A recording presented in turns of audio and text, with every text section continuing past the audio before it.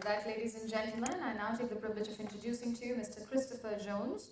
Mr. Christopher Wingfield Jones is Deputy Director General Energy European Commission at European Institutes from 2014. In 2014, in fact, he was appointed as Deputy Director General, Coordination of Directorates A, B and C in the Energy Directorate General.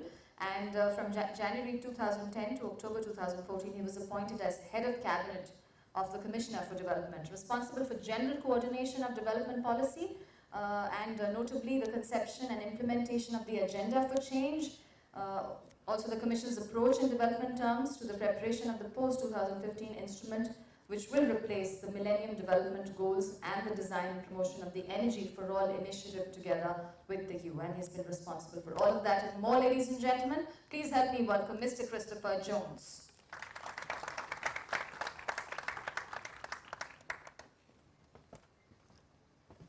Mr. Secretary, honoured guests, ladies and gentlemen, let me first of all thank and congratulate the India Smart Grid Forum and in particular Mr. Pillai and his collaborators for this wonderful event, which is now already for the fourth time and brings top experts and stakeholders to Delhi.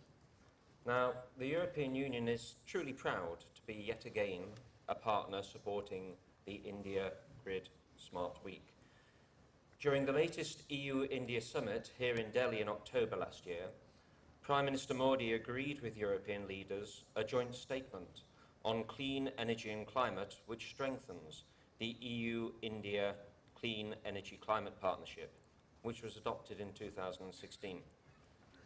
With this partnership, the EU wishes to be a long-term and trusted partner for India, to work on a clean energy future for India and to implement the Paris Agreement. But here's the point.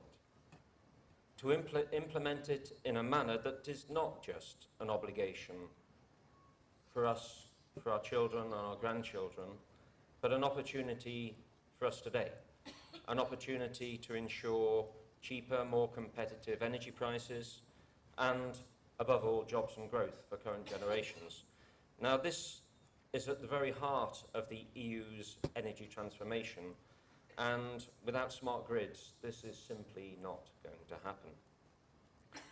Cooperation on smart grids has been underlined as a key part of our EU-India energy and climate package and partnership, as smart grids are crucial to allow integration of renewable energy into our energy systems and to help bring sustainable and affordable energy to all of us. EU-India cooperation on smart grids has developed over the past 4 years and longer into a solid partnership, bringing together Indian and European policymakers, network operators, regulators and technology providers in joint workshops and joint events such as today. We have a very good working relationship with the Indian Smart Grid Forum and with the Indian government, and we are proud and happy to be a partner to the India Smart Grid Week. Our cooperation has recently been brought an important step further as a concrete joint EU-India project activities and technological development cooperation will be financially supported in 2018. For the EU and its member states, the clean energy transition is an irrevocable fact of life, and we have set very ambitious targets for our energy sector in view of our transition to the low energy economy. But once again, one that we are convinced is going to give us low energy prices and jobs and growth. As part of our new legislative package, we are proposing, and we will succeed, in ensuring that renewable energy will be at least 27% of our energy mix by 2030. And I say energy mix, not electricity.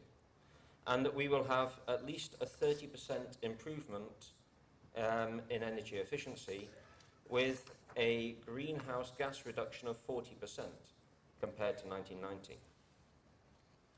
Now, of course, these targets are ambitious, but it does mean that by 2030, 50% or more of our electricity system will be renewable by 2030.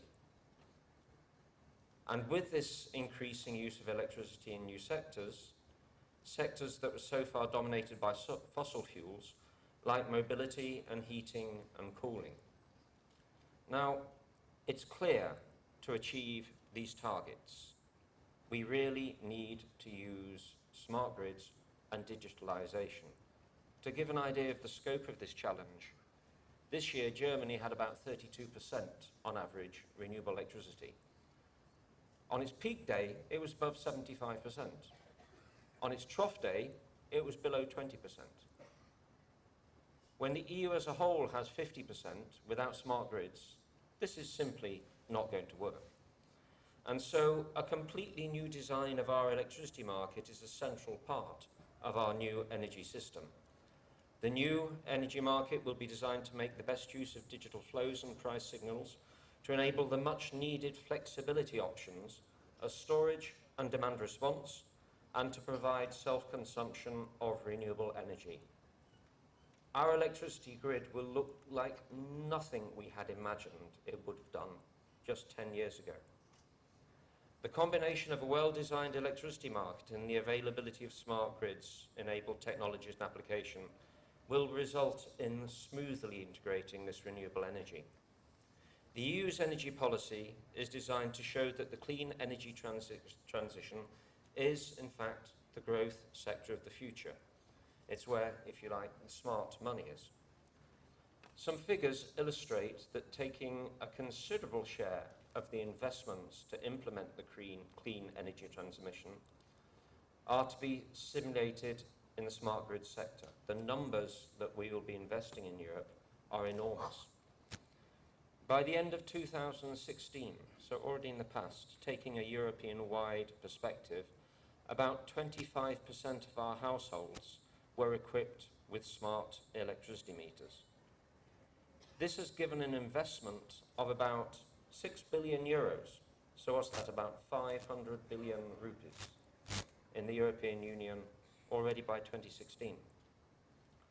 The cumulative investments for the digital layer of smart grids and smart meters for 2016 to 2020 are estimated to be in the order of 50 billion euros.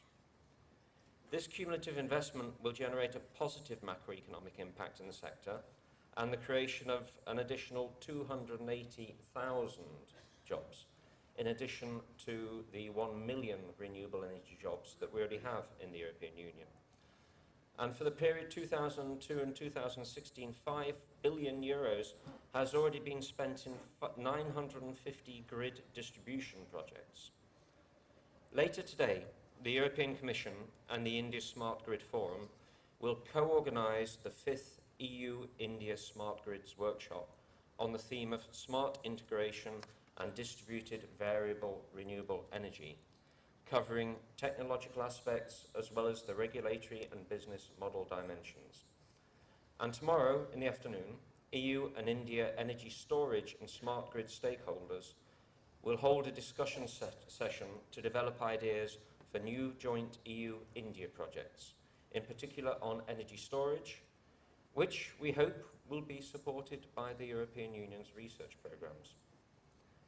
India is interested in concrete, tangible results, and our aim is that our smart grids cooperation delivers concrete outputs, namely, number one, we currently have a call for proposals open in our research programme in which EU entities are recommended to prepare proposals for joint projects with Indian undertakings.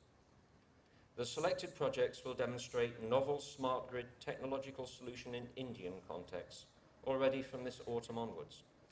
Secondly, by summer 2018, we will start a replication study jointly implemented by EU and Indian experts to assess how promising tested smart grid solutions can be replicated in Indian contexts. And thirdly, we will continue the exchanges on demonstration projects experiences through our series of EU-India Smart Grid workshops. The 5th EU-India Smart Grids workshop taking place this afternoon will be followed by a 6th edition that will again take place in the EU, either Italy or Portugal. Good places to come and visit, do come. Let me end by saying again how pleased we are to partner with the Indian Smart Grid Forum and the Indian government on this really important event. I think in 5–10 years, we will realise quite how important this event and these technologies are for all of us. And let me reassure you that the EU is and remains a stable and trustworthy partner for India in clean energy in general and in the field of smart grids. Thank you very much.